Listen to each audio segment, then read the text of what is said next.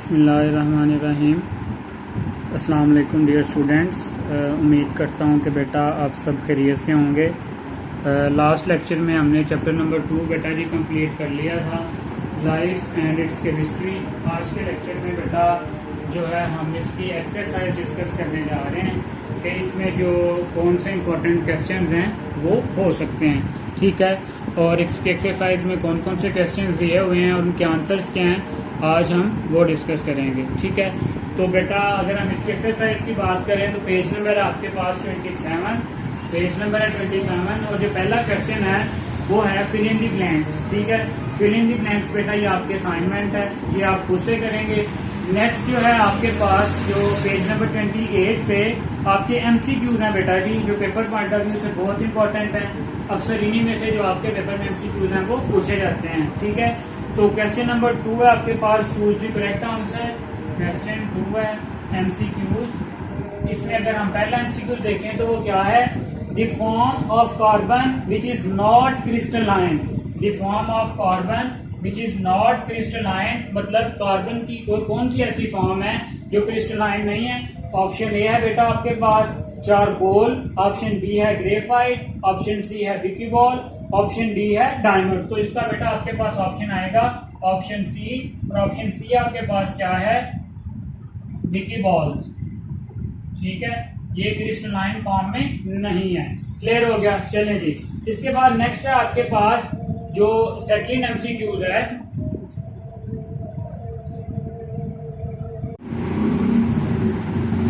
जो second MCQs है बेटा हमारे पास वो ये है, the process of converting atmospheric nitrogen to usable form is called. मतलब कि एटमॉस्फेरिक नाइट्रोजन को जो है जब हम उसे यूजेबल फॉर्म में कन्वर्ट करते हैं तो वो जो प्रोसेस है आपके पास वो क्या कहलाता है।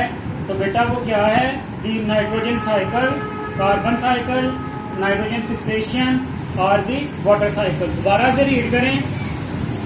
एमसीक्यू नंबर 2 है, the process of converting atmospheric nitrogen to usable form. मतलब कि एटमॉस्फेयर में जो नाइट्रोजन है उसको यूजेबल फॉर्म में कन्वर्ट करना आपके पास क्या कहलाता है, नाइट्रोजन फिक्सेशन। तो ये जो आपके पास सेकंड एमसीक्यू है इसका भी ऑप्शन नंबर सी क्या है, नाइट्रोजन फिक्सेशन, ठीक है। चलेंगे। इसके बाद जो आपके पास थर्ड एमसीक्यू है बेटा जी वो क्या है, थर्ड एमसीक्यू है oxygen and nitrogen react to form, ठीक है। तीसरा एमसीक्यू है इसमें बेटा जी कि आपके पास ऑक्सीजन और ऑक्सीजन और नाइट्रोजन जब रिएक्ट करते हैं तो क्या बनता है, नाइट्रिक एसिड नहीं, नाइट्रोजन ऑक्साइड, नाइट्रोजन परऑक्साइड और दी नाइट्रेट। तो बेटा इसकी ऑप्शन आएगी आपके पास ऑप्शन बी। ऑप्शन बी क्या है आपके पास, नाइट्रोजन ऑक्साइड। क्लियर हो गया, चलेंगे। इसके बाद बेटा है आपके पास एमसीक्यू नंबर 4। एमसीक्यू नंबर 4 है, the amount of carbon dioxide in the air is increased by. ठीक है, कि कार्बन डाइऑक्साइड जो है वो एटमॉस्फेयर में कब इंक्रीज होती है, कब, फोटोसिंथेसिस के थ्रू नहीं, क्योंकि हमें तो पता है कि फोटोसिंथेसिस के प्रोसेस में जो प्लांट्स हैं वो कार्बन डाइऑक्साइड को यूज करते हैं, सो कार्बन डाइऑक्साइड कम होती है। नेक्स्ट है आपके पास रेस्पायरेशन। हाँ, रेस्पायरेशन में जो है आपके पास जो कार्बन डाइऑक्साइड की कंसंट्रेशन है वो क्या हो रही होती है, इंक्रीज हो रही होती है। फिर नेक्स्ट है बेटा बर्निंग। हाँ, बर्निंग में जब बर्निंग होती है तो फ्यूल जलता है तो वहां से जो आपके पास कार्बन डाइऑक्साइड है वो भी जो एनवायरनमेंट में ऐड हो रही होती है, कार्बन डाइऑक्साइड, कार्बन मोनोऑक्साइड, ठीक है। तो इस तरह से जो आपके पास फोटोसिंथेसिस और जो रेस्पिरेशन का प्रोसेस है बेटा वो तो सिमिलर वे में चल रहा होता है, ठीक है। जितनी कार्बन डाइऑक्साइड जो फोटोसिंथेसिस में यूज हो रही होती है उतनी ही जो है वो रेस्पिरेशन के थ्रू दोबारा से एटमॉस्फेयर में आ जाती है। लेकिन ये जो बर्निंग के प्रोसेस के थ्रू जो है वो कार्बन डाइऑक्साइड जो है वो एटमॉस्फेयर में इसकी एडिशन हो रही होती है, ठीक है। चलें, तो इसका बेटा आपके पास ऑप्शन क्या आएगा, ऑप्शन इसका आएगा ऑप्शन बी, जिसका जो क्या है respiration, the amount of carbon dioxide in air is increase by respiration. तो जो आपके पास एमसीक्यू नंबर 4 है, इसका ऑप्शन है ऑप्शन बी, और वो क्या है, रेस्पायरेशन। ठीक हो गया, चलेंगे नेक्स्ट है आपके पास एमसीक्यू नंबर 5। एमसीक्यू नंबर 5 क्या है, the deficiency of iodine in human cause. अभी हमने कल के लेक्चर में पढ़ा था कि जो आपके पास डेफिशिएंसी ऑफ आयोडीन है वो गोइटर यानी घिल्लड़ की बीमारी को कॉज करती है। ठीक है, तो इसमें आ जाएगा आपके पास ऑप्शन ए। ऑप्शन ए क्या है, गोइटर। ठीक है, इसी तरह से एमसीक्यू नंबर 6 है आपके पास। अगर एमसीक्यू नंबर 6 की बात करें, the content of sodium in leaf tissues very from. तो ये बेटा हमने सोडियम के जब टॉपिक पढ़ा था तब हमने डिस्कस किया था। इसका भी ऑप्शन है आपके पास ऑप्शन ए। कितनी से कितनी अमाउंट, 0.01 to 10%। 0.01 to 10% जो रेशियो है इसकी वो क्या कर सकती है, वेरी कर सकती है। क्लियर हो गया, चलें ये थे आपके पास एमसीक्यूज। नेक्स्ट आते हैं शॉर्ट क्वेश्चंस की तरफ। ठीक है, अगर हम इसके शॉर्ट क्वेश्चंस की तरफ देखें तो जो पहला शॉर्ट क्वेश्चन है आपके पास वो है what is allotropy. What is allotropy. तो बेटा एलोट्रॉपी आपके पास क्या थी कि जब जो है एक आपके पास एलिमेंट्स डिफरेंट फॉर्म्स में पाया जाए तो उसको हम क्या क्या देते थे, एलोट्रॉपी। तो ये टॉपिक जब मैंने बेटा आपको पढ़ाया था तब मैंने काफी डिटेल से आपको बताया था एलोट्रॉपी। ठीक है, पहला शॉर्ट क्वेश्चन ये है।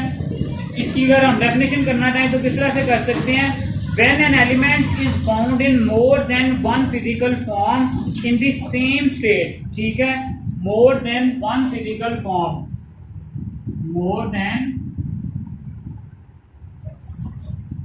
One physical form in same state. जैसे हमने कार्बन को देखा था। ठीक हो गया, चलेंगे।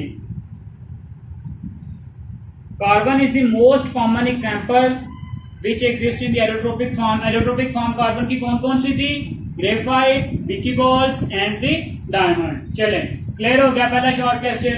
दूसरा शॉर्ट क्वेश्चन है बेटा आपके पास यहाँ पे, name those elements which are abundantly found in human body. ठीक है, तो हमने सारे जो वन बाय वन डिस्कस किए हैं, आप सारों को स्टडी करें और फाइंड आउट करें कि उनमें से कौन से जो एलिमेंट्स हैं वो ह्यूमन बॉडी में ज्यादा पाए जाते हैं। ठीक है, फिर है जी why do water expand on freezing.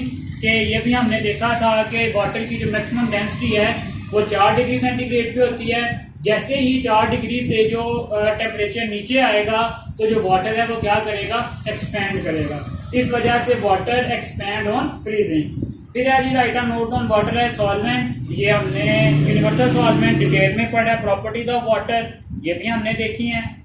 Right the importance of 2 elements found in air. ठीक है, तो वो भी नाइट्रोजन ऑक्सीजन जितने भी हैं वो आप सारे के सारे यहाँ पे एक्सप्लेन कर सकते हैं। So this is all about your exercise, your chapter.